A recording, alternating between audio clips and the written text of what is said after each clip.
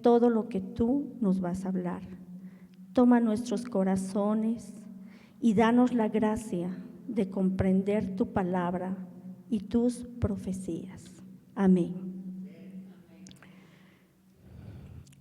Vamos a empezar, queridos hermanitos, con la palabra. Y nos vamos a ir, por favor, al Salmo 119, versículo 105. Tu palabra es una lámpara a mis pies y una luz en mi camino. El otro versículo que vamos a leer es 2 de Timoteo, capítulo 3, versículo del 16 al 17. Dice: toda escritura está inspirada por Dios y es útil para enseñar y reprender, para corregir y educar una vida de rectitud, para que el hombre de Dios esté capacitado y completamente preparado para hacer toda clase de bien. La palabra, queridos hermanitos, es una profecía. ¿Y qué es una profecía? Una profecía es conocer por inspiración divina las cosas distantes y las cosas futuras. ¿Y qué es lo que hace la palabra? ¿Qué nos dicen estos versículos? Alumbra nuestra realidad y desata nuestro destino. La palabra describe dónde estamos parados y desata hacia dónde tenemos que ir. El pastor, en sus anteriores prédicas, nos dijo que estamos en el tiempo Esther. Estamos ahora en los momentos más oscuros de la humanidad. Daniel también dijo que en estos tiempos llegará a su clímax la maldad. Y estamos en esos tiempos donde el mundo ve que todo lo bueno es malo y todo lo malo es bueno. Tenemos que tener la luz prendida. ¿Para qué? Para no permanecer en la oscuridad. La palabra, queridos hermanitos, es una profecía y nos ayuda a dejar cosas que con nuestras propias fuerzas no vamos a poder. Por favor, nos vamos al versículo Eclesiastes 3, versículo 15. Dice: nada existe que no haya existido antes, y nada existirá que no exista ya. Dios hace que el pasado se repita. Nos dice que lo que ha de ser ya fue. Nos dice que lo que va a pasar en cierto punto ya pasó. Él hace que la historia se repita, es decir, que lo que pasó te prepara para lo que va a pasar. En las prédicas anteriores del pastor y en el Congreso nos hablaron mucho sobre Esther. Y Esther está en la Biblia. Esther está aquí. Y para nosotros es el pasado. Pero ahora, en el presente, estamos viviendo lo que Esther ha vivido. Entonces, eso es lo que nos quiere decir esta escritura. Necesitamos, queridos hermanos, estar despiertos. La iglesia peligra si no vamos a estudiar la palabra. La palabra nos prepara, ¿para qué? Para ser mensajeros fidedignos, para ser mensajeros preparados. Tenemos que entender el tiempo que estamos viviendo. Tenemos que vivir a la luz de la Escritura. Tenemos que encontrar cada uno nuestro lugar en esta Escritura, en la Biblia. Al estudiar la palabra, vamos a poder interpretar la dinámica que ahora estamos viviendo. ¿A la luz de qué? de la palabra, vamos a entender qué generaciones somos en el plan de Dios. ¿Cómo somos ahora? ¿Qué generación? Generación Maranata.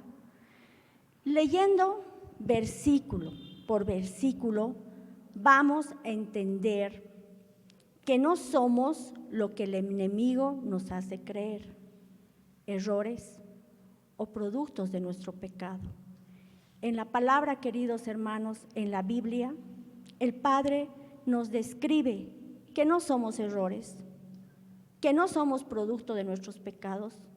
Él nos dice, son mis hijos y mis hijas, y yo los amo. La Biblia no solo es información de lo que Dios hizo. La Biblia te prepara para lo que va a hacer. En la Biblia tenemos profecías. La palabra es una profecía. Entonces, ¿la profecía qué es? Una invitación. ¿Para qué? Para colaborar cada uno de nosotros en el plan de Dios. La Biblia es una invitación a la intimidad. La Biblia es una invitación a la santidad. Cuando amamos la palabra, encendemos el espíritu que está dentro nuestro. Somos hijas y somos hijos de la luz. Somos hijos del día. No somos hijos de la noche. No podemos dormir. Tenemos que estar despiertos para recibir al Hijo de Dios que va a venir pronto. No porque nosotros lo decimos o el pastor lo dice, es porque la Biblia nos está anunciando que va a venir pronto. No estamos, queridos hermanitos, para recibir al ladrón de la noche. Tenemos que estar despiertos para recibir al esposo del día. Por eso adoramos el mensaje Maranata. ¿Por qué? Porque está en la Biblia y porque es una profecía, ¿ya? Una frase que me impactó mucho y quisiera por favor a medios que me lo ponga es: Jesús es el que era, el que es y el que ha de venir. Nosotros no estuvimos hace 2000 años, pero creemos en el Hijo, en el Dios que se hizo hombre, que vino, que vivió, que murió, que resucitó, que ascendió. Creemos en ese Jesús y eso es parte del Evangelio, ¿no? El que antes hacía milagros, ahora hace milagros. El que antes vivía en la tierra, ahora vive con nosotros en espíritu, ¿no? Entonces tenemos que experimentar, hermanitos, al que es. Y no podemos experimentar la plenitud de Cristo si no lo conocemos. No vamos a amar su venida si no lo conocemos. Tenemos que conocerlo y tenemos que prepararnos. ¿Prepararnos para qué? ¿Para qué? Al que ha de venir. En la Biblia, en las Escrituras, nos muestran a un Jesús y hay que amar a esa persona, a Jesús. Entonces, hermanitos, es necesario prepararnos, es necesario escudriñar las Escrituras, es necesario meditar. ¿Por qué? Porque la palabra es una profecía y tenemos que prepararnos para su venida. La palabra nos enseña a amar a una persona y esa persona es Jesucristo, el que era, el que es y el que ha de venir. En este congreso, queridos hermanos, los 3 días que hemos estado era palabra, palabra, palabra. Todo el tiempo, empezando con las alabanzas. En las prédicas, palabra. ¿Y qué pasa cuando hay palabra, palabra, palabra? Esto abre portales y abre revelaciones para nuestra vida. ¿Por qué? Porque entramos en intimidad con el Señor. Vamos a hablar ahora también sobre el temor. Este tema predicó Itiel Arroyo y es donde el Espíritu Santo me habló demasiado. Y empezó con 2 cuestionantes, con 2 preguntas. Y decía, ¿qué imagen viene a nuestra mente cuando pensamos en el concepto Dios? Este concepto que tengamos cada uno de nosotros va a condicionar nuestra relación con Él. Más importante de quién creemos que somos cada uno de nosotros es quién creemos que es Dios, porque nos convertimos en el reflejo de Dios en el que fijamos nuestra mirada. ¿Sabemos, queridos hermanitos, quién es Dios? Un hombre en el Evangelio llamado Juan, la palabra nos dice que era el discípulo amado de Jesús. Estaba tan cerca a Jesús que la Biblia nos relata que recostaba su cabeza en el pecho de Jesús. Sabía cómo era. Él sabía incluso el ritmo del corazón de Jesús. Juan vio a Jesús en las diferentes etapas, cuando estaba con él, en su ministerio, cuando enseñaba con esa sabiduría, cuando sacaba demonios, cuando hacía milagros. Juan estaba todo el tiempo con él, inclusive estuvo participando en la cena donde Jesús anunció su muerte. Lo vio en la cruz crucificado porque estaba a los pies de la cruz. Lo vio cuando su cuerpo fue llevado a la tumba y también lo vio cuando él resucitó. Juan dio testimonio, fue testigo de todo el ministerio de Jesús. Y donde iba, llevaba y decía lo que había visto y sentido. Y se convirtió en el enemigo del imperio romano. Y en cierta etapa de su vida lo encerraron en la cárcel. En ese lugar, Juan tuvo su apocalipsis. ¿Qué es apocalipsis? Significa revelación. Es quitar la venda de nuestros ojos y poder ver lo que está oculto. Y vamos a ver, por favor, qué es lo que vio Juan en Apocalipsis capítulo 1 del 12 al 17. Dice, me volví para ver de quién era la voz que me hablaba. Y al hacerlo vi 7 candelabros de oro, y en medio de los 7 candelabros vi a alguien que parecía ser un hijo de hombre, vestido con una ropa que le llegaba hasta los pies y con un cinturón de oro a la altura del pecho. Sus cabellos eran blancos como la lana o como la nieve, y sus ojos parecían llamas de fuego. Sus pies brillaban como bronce pulido, fundido en un horno, y su voz era tan fuerte como el río de una cascada. En su mano derecha tenía 7 estrellas, y de su boca salía una aguda espada de 2 filos.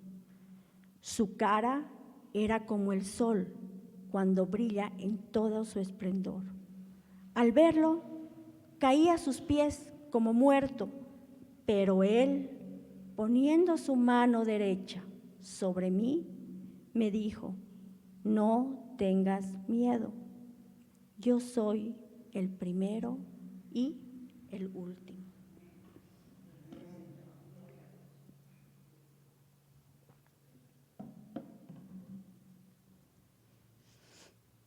En estos versículos, hermanitos, Juan vio a Jesús de una manera diferente. Esa visión que tuvo era tan difícil, dice, para él describir, que empieza a utilizar símbolos de su mundo de Juan para describir a un Jesús que formaba parte de otro mundo. Esos símbolos eran de la naturaleza y el cosmos. Juan, con cada símbolo, quería transmitir lo que él sintió cuando vio a Jesús de una manera diferente a ese Jesús que él conocía aquí en la tierra. Cuando Juan vio a Jesús con tanta fuerza, poder, gloria, belleza, se sintió abrumado. Y es el factor común de las personas que tuvieron un encuentro con Dios. Y la Biblia nos indica: Job, Moisés, Daniel, Isaías, que cuando estaban frente a un ser que podía matarlos, un ser que le hacía ver la fragilidad de nuestra inmortalidad, un ser que podía desintegrarlos. Parecida a esta escena, nos vamos a ir ahora a la escena cuando Jesús está con sus discípulos en medio del mar, cuando vino una tormenta y Jesús estaba durmiendo. Y esta tormenta abrumó a sus discípulos con truenos, relámpagos, tempestades, oleaje que golpeaba la barca, con tinieblas, y los discípulos querían mantener la barca a flote, pero no pudieron. ¿Y qué es lo que hacen? Despiertan a Jesús. Él se para al borde de la barca e hizo un susurro. Y ese susurro cayó las olas, los truenos, las tempestades y todo. Entonces, los discípulos descubrieron que en esa barca había un hombre que podía domar las fuerzas de la naturaleza. Jesús no les prohíbe a los discípulos que le teman, porque Jesús sabía que temerle a él los liberaría de los demás temores.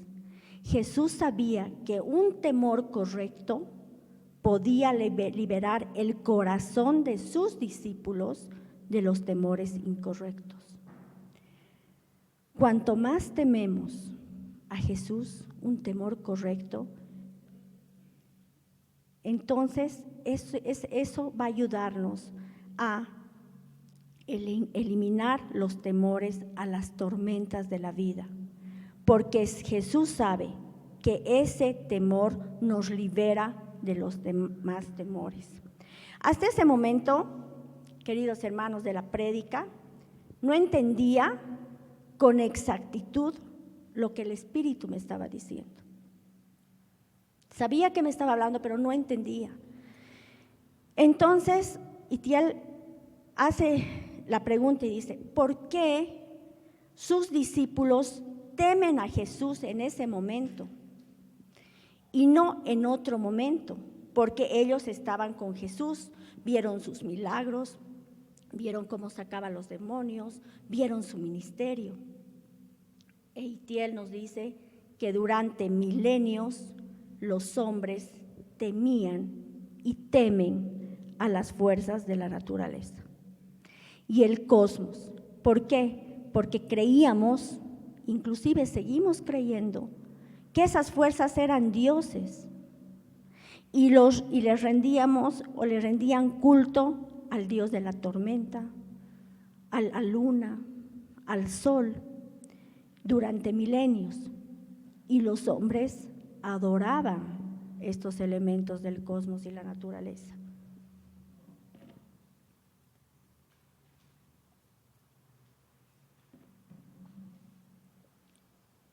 Entonces sus discípulos entendieron que estaban frente a un ser que estaba por encima de los demás seres. Cuando ve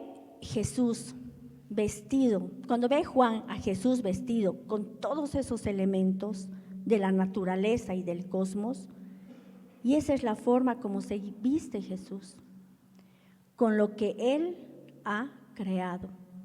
Nos vamos a ir a Proverbios 1:7, por favor.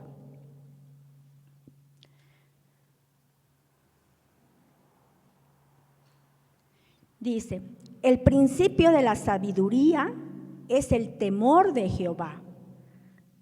Los insensatos desprecian la sabiduría y la enseñanza.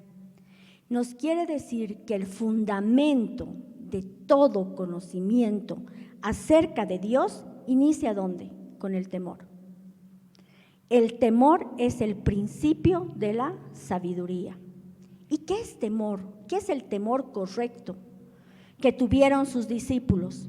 El temor correcto es tener respeto, es tener asombro y sumisión ante nuestro Señor. Dios creó, queridos hermanitos, toda la naturaleza, todo el cosmos, es el creador de todo. Y el mayor insulto que podemos hacer es que Él compita en nuestros corazones con lo que Él ha creado. Creamos ídolos en nuestros corazones, ídolos de piedra, de madera, que viene el carpintero, la talla y lo convierte en ídolo, donde le pone ojos que no nos ven, boca que no nos habla y oídos que no nos escuchan. Y Jesús dice: yo he creado todo eso, lo que es la naturaleza. Y tal vez podrían decir: eso se hacía antes, ¿no? Pero, queridos hermanitos, he entendido que la idolatría se ha modernizado. ¿En dónde? En nuestros corazones. Se ha vuelto una fábrica de construcción de ídolos todos los días. En este momento, queridos hermanos, es cuando entendí todo lo que le expresé. Me quebranté y entendí recién la frase que dijo Itiel: cuanto más tememos a Jesús, menos temores a las tormentas de la vida, porque Jesús sabe que ese temor nos libera de los demás temores. Y le dije: Señor, perdóname, vine a ti, viajé hasta Argentina para encontrarme, para tener una relación íntima contigo y con todas mis cargas, con todas mis preocupaciones, temores y ansiedades. Y ahora tú me hablas, Señor, y me dices que mi corazón construyó todos estos ídolos que me alejan de ti, que me distraen, que son ídolos que los puse en el trono de mi corazón, ídolos que me esclavizaron y que me fueron destruyendo. Me dijo el Señor: vienes a mí con buenas intenciones, pero en tu corazón están ídolos ocultos y yo soy un Dios celoso. Desde ese momento, queridos hermanos, me di cuenta que cuando entras en intimidad con Dios, cuando estás en comunión con el Espíritu Santo, Dios te revela, Dios te muestra los ídolos que tienes en tu corazón, que tú los creaste. Y esos ídolos te esclavizan, esos ídolos te atormentan, esos ídolos te alejan de la presencia de Dios, esos ídolos te distraen. Y desde ese momento le pido a Él todos los días que destruya cualquier ídolo que ingrese en mi mente y en mi corazón. Y vino a mi mente en ese momento este versículo, Éxodo 20, del 4 al 6.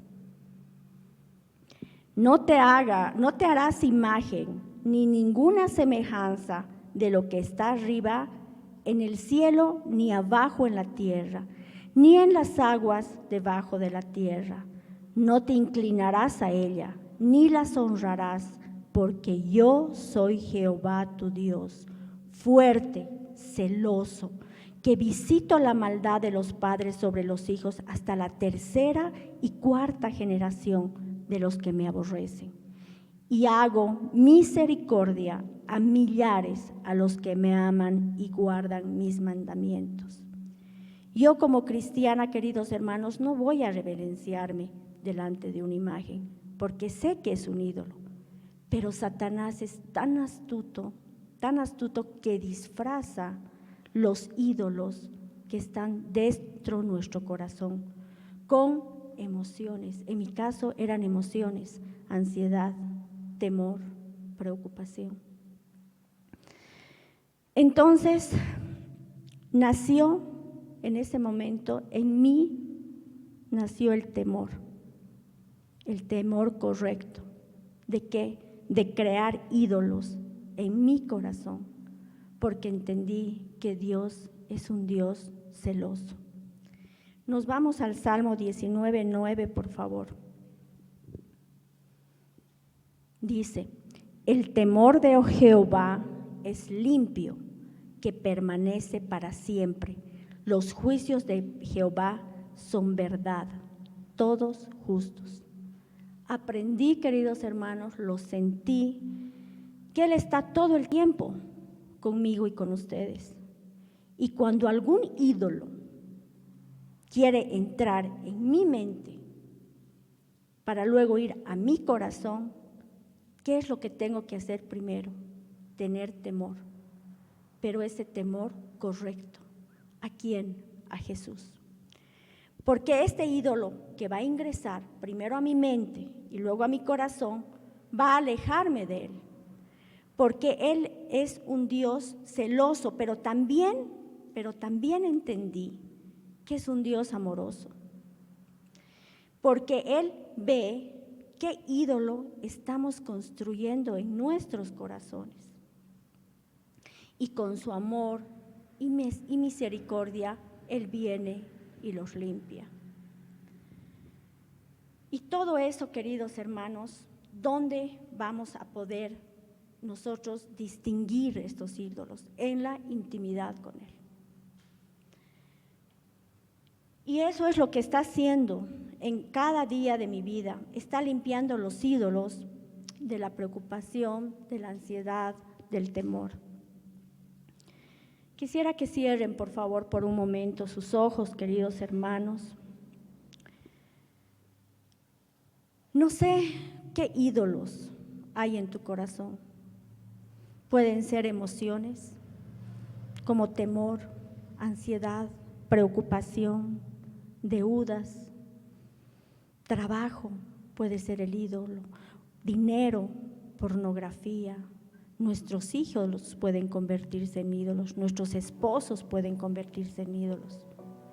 Identifiquen qué ídolos los están esclavizando, qué ídolos los están atormentando, ídolos que los separan de la presencia de Dios. Él no quiere que tengamos ídolos en nuestros corazones, ídolos que compitan con Él. Señor, limpia nuestros corazones de ídolos que hemos ido creando, ídolos que nos esclavizan, ídolos que nos lastiman. Límpialos, Señor.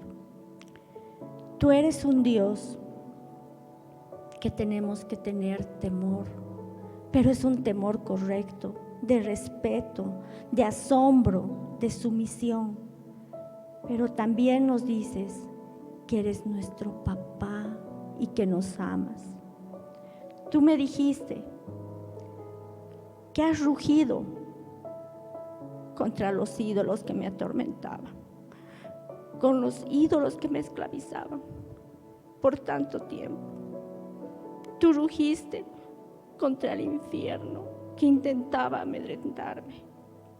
Y estoy segura, Señor, que así como hablaste en mi corazón y me hiciste entender con amor de Padre, así harás entender con el mismo amor a cada uno de mis hermanos que están aquí en tu presencia.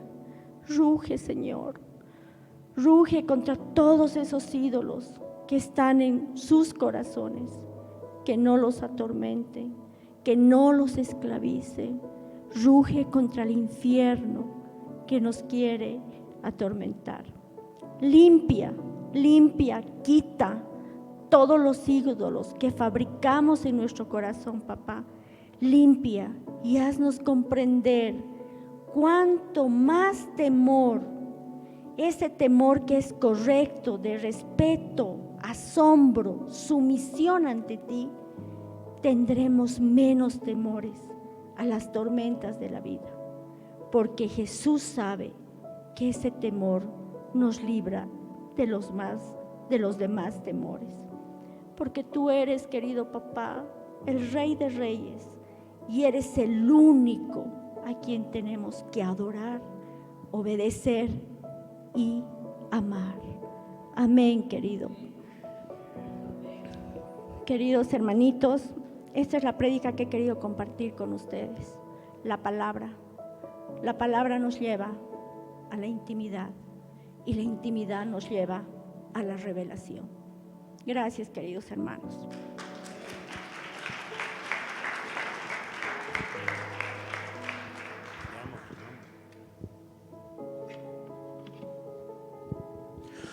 Buenos días, hermanos. El pastor nos pidió que Patricia, mi esposa y yo podamos compartirles justamente nuestra experiencia en la Argentina.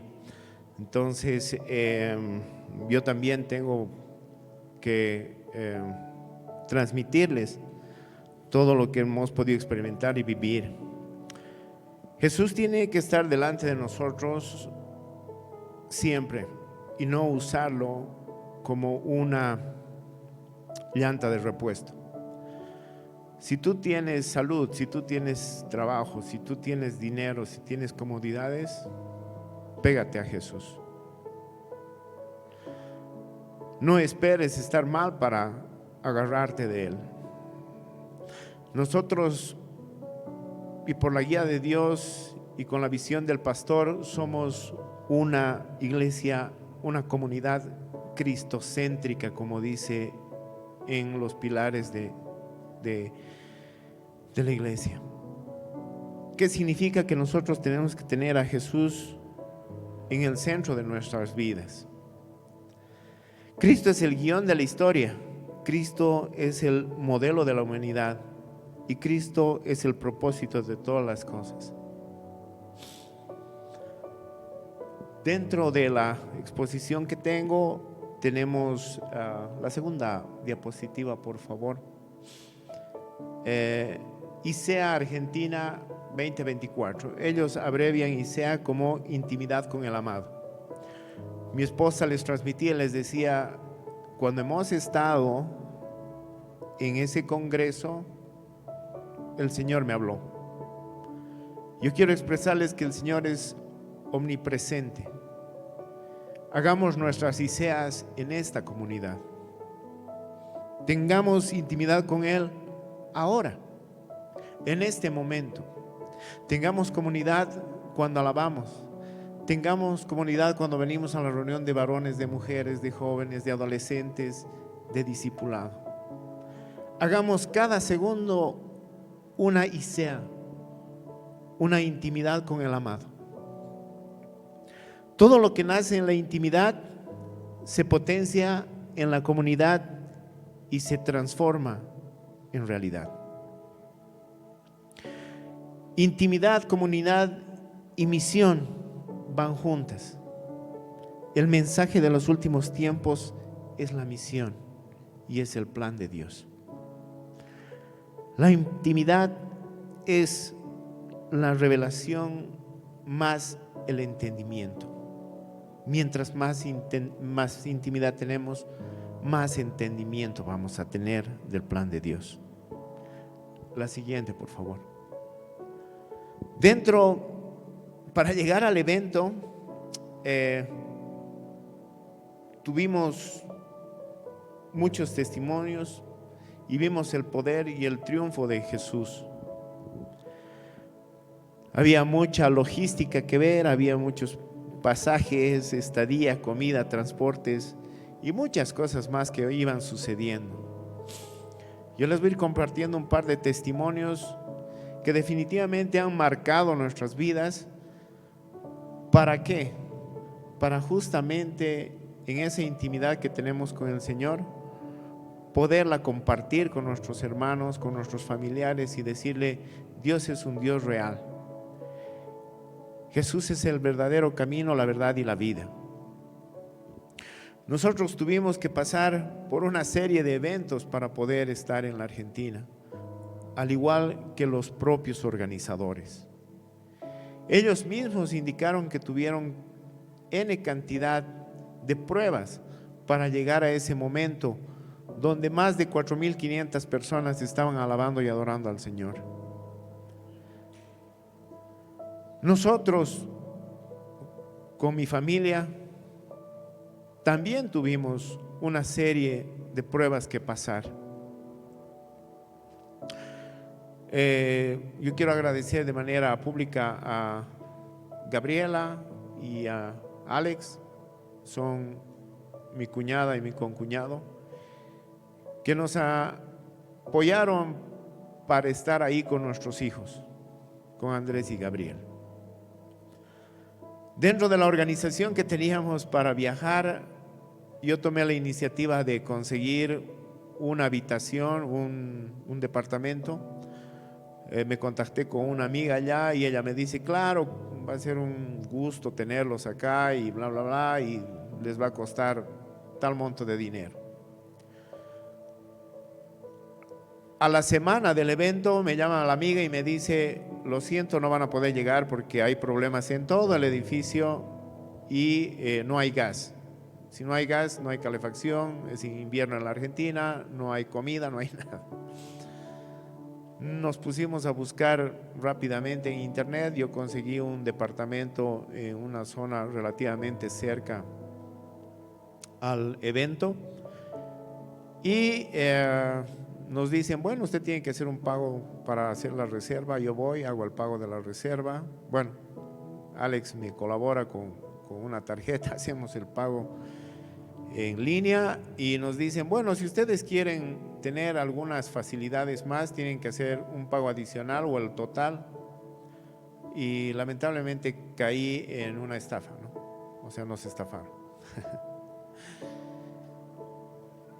Estábamos a jueves y ustedes saben que teníamos que viajar el sábado, ¿no? Estábamos en jueves sin departamento y con un dinero que Dios mediante y Dios gracias creo que va a volver pronto.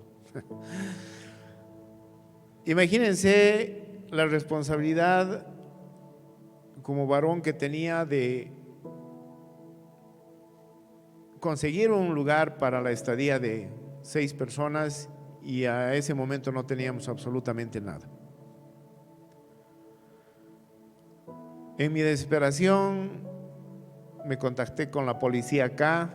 Me dicen: sí, tiene usted que contratar un abogado, tiene que ir a la fiscalía, tiene que presentar un memorial. Eso va a pasar a la parte de ciberestafa. Ciberestafa va a ver si va a designar un investigador y el investigador vamos a empezar a hacer las cosas.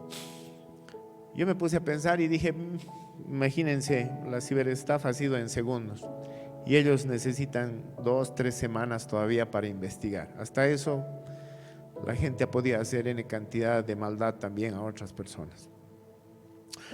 Pero Dios es tan bueno y tan grande que buscando departamentos, imagínense, a 3 días o a 2 días de un viaje, los precios se triplican o se cuatriplican, ¿no es cierto? Conseguimos en un buen precio, hicimos una reserva, obviamente con un poco de temor ya por el tema de la estafa, pero la conseguimos.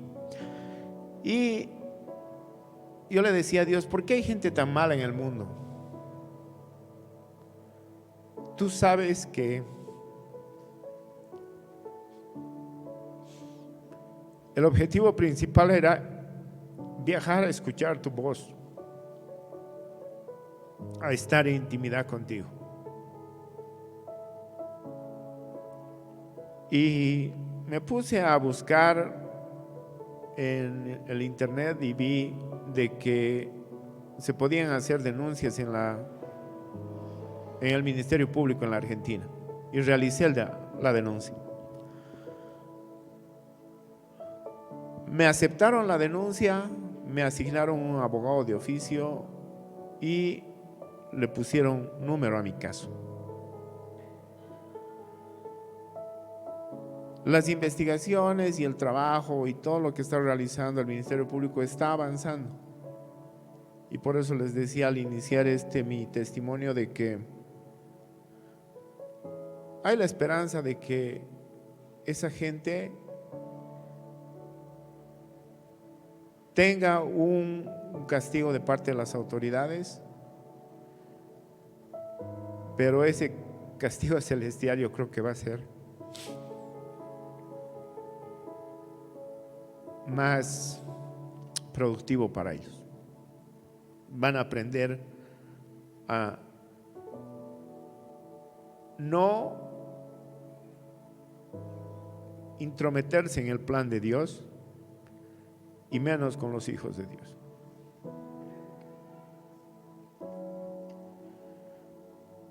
Ya en el evento, ustedes saben, en un país grande las distancias son grandes, la cultura es diferente y las comodidades también. Es así que el primer día del evento tomamos las previsiones de transporte, comida, y para el segundo día de evento ya estábamos pensando cómo lo íbamos a hacer, porque llegábamos a las 8 de la mañana y salíamos a las 12, 1 de la mañana, es decir, teníamos que ir previstos con nuestras cosas. La pastora, mi esposa, y la hermana Violeta fueron a proveer a los supermercados comida para justamente tener esos días. Por algún motivo, la tarjeta de crédito que tenía mi esposa no funcionó y la de la pastora también se agotó, es decir, que todo el alimento que tenía mi esposa tuvo que devolver para el día siguiente. Salimos del evento a las 10:30, 11 de la noche, tomamos el transporte, llegamos a la casa más o menos a eso de las 11:30 y tomamos la decisión de ir a buscar una tiendita, ¿no? En pleno Buenos Aires. Pero no había tiendita. Nos encontramos con un policía y nos dice: señor, aquí todo se cierra a las 9, ustedes están andando a las 11 de la noche, no van a encontrar nada. ¿Qué hacemos? No hay pan, no hay nada que comer para el desayuno y el día siguiente. Entramos, estábamos en el departamento pensando y Patricia agarra y dice: llevamos un encargo para una hija de una amiga, y nos dice: ¿venido a recoger el encargo? Sí, vino, y les dejé una cajita. Agarra y me dice: Pedro, anda a ver a recepción, dice que han dejado una cajita. Voy, recojo la cajita, abrimos y era un desayuno completo para 6.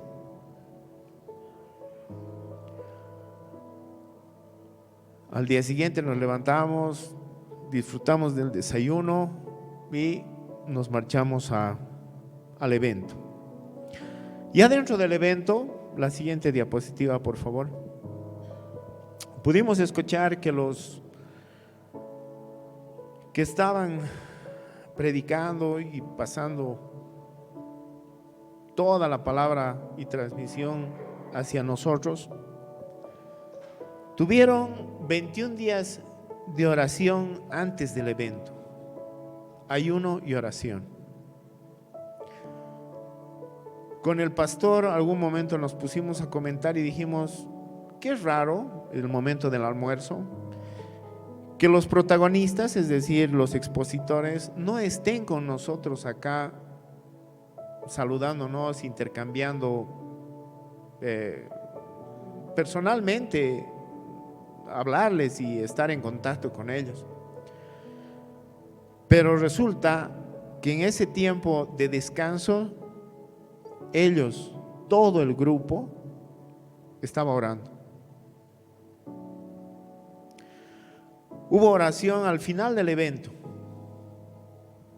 y también hubo oración para el próximo evento. Es decir, que yo los invito a que tomemos esa muestra de agarrar y depender de nuestra oración. Muy guiados por el Espíritu, acá en la congregación tenemos los lunes de ayuno y de oración,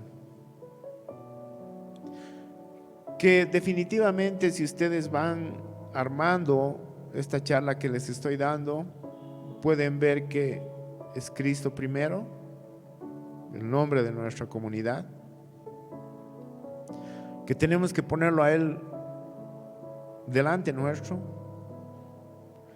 Pueden ver que tenemos tiempo de ayuno y oración para todos los eventos que vamos a tener adelante. Cada uno de los expositores, la siguiente diapositiva por favor, bajó del escenario de forma no física, sino de manera espiritual, y dijo: ustedes tengan aquí la imagen de Cristo, sigan a Cristo, no al que expone, no al que habla. Y es lo que tenemos que hacer acá. No fijarnos quién es el que predica, quién es el que da el discipulado, quién es el encargado o responsable de jóvenes, de hombres, de mujeres. Tenemos que poner a Cristo ahí, porque Él es el que mediante su Espíritu Santo va a poner en tu corazón lo que Él realmente quiere decirte. El tiempo que estamos viviendo es un tiempo de entender el plan de Dios, definirnos por las profecías y definirnos por la palabra. En Romanos 13, 12 al 14 dice: ya casi llega el momento, así que dejemos de pecar, porque pecar es como vivir en la oscuridad. Hagamos el bien, es como vivir en la luz. Controlemos nuestros deseos de hacer lo malo y comprometernos y comportémonos correctamente, como si todo el tiempo anduviéramos a plena luz del día. No vayamos a fiestas donde hay desórdenes, ni nos emborrachemos, ni seamos vulgares, ni tengamos ninguna clase de vicios. No busquemos pelea, ni seamos celosos, más bien dejemos que Jesucristo nos proteja. Definir el tiempo en el que estamos es que la Biblia nos defina. Esta es nuestra casa y tiene que ser un lugar de entrenamiento. En Salmo 110 dice: que tus soldados te juren lealtad sobre los cerros de Dios en el día de la batalla. Cuando salga el sol, se renovarán nuestras fuerzas, tus fuerzas. El infierno tiene que temblar por la generación que Dios está preparando en estos últimos días, a nosotros y a nuestros hijos. La Biblia te prepara para lo que Dios va a hacer. Es una invitación de colaborar lo que Dios quiere hacer.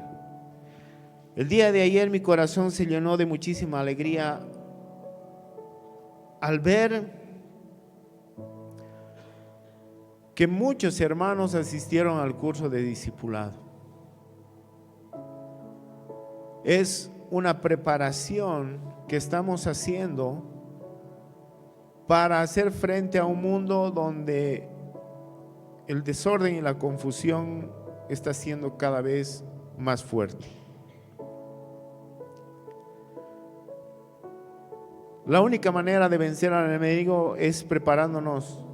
Y no podemos prepararnos solamente escuchando charlas, escuchando devocionales, sino siendo parte de eso.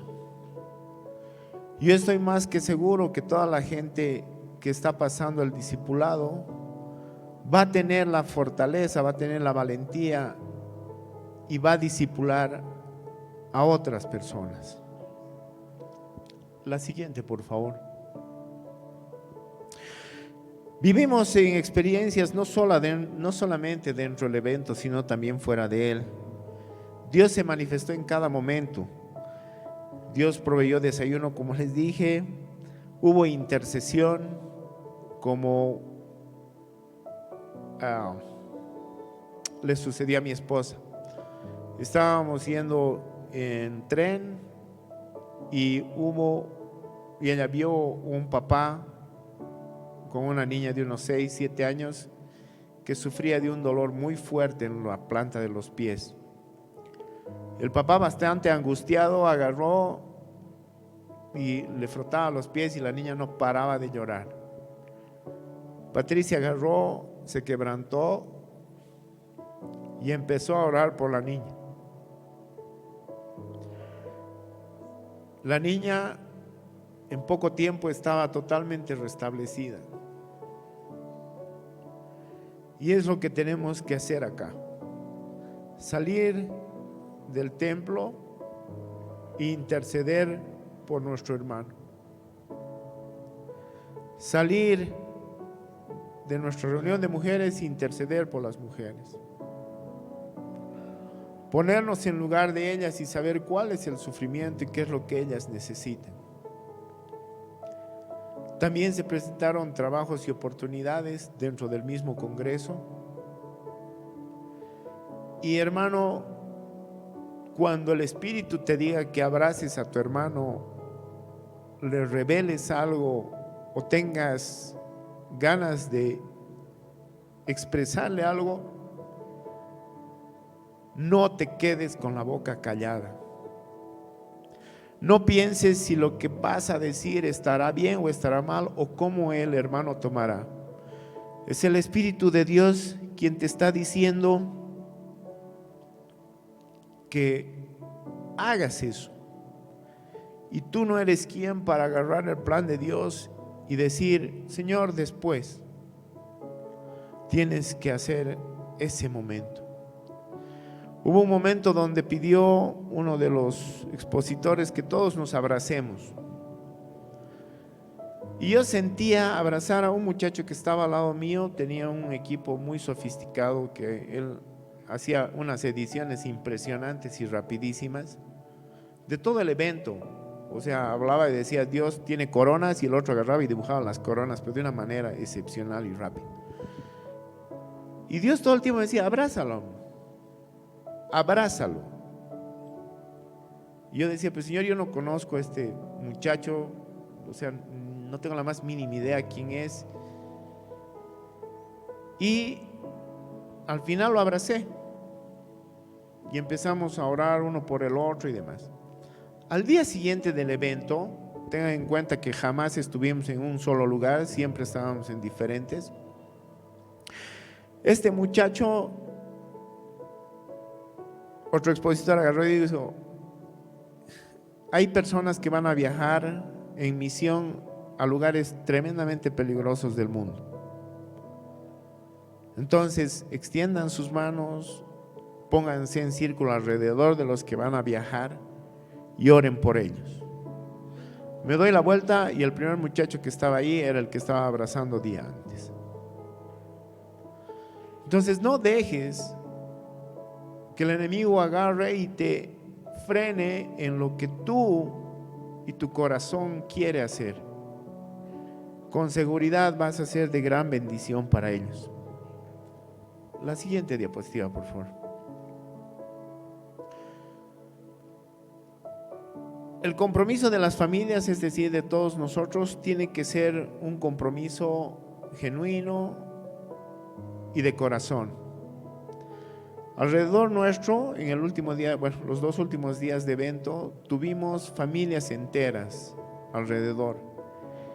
Y con Patricia comentábamos y decíamos, qué hermoso ver que esta familia está dedicando tiempo, dinero y lo más importante, su corazón, a un evento de tantas horas. Delante nuestro había una niña de 7 años, de 8 años, una lactante de meses, la mamá y el papá, alabando a Dios por más de 15 horas.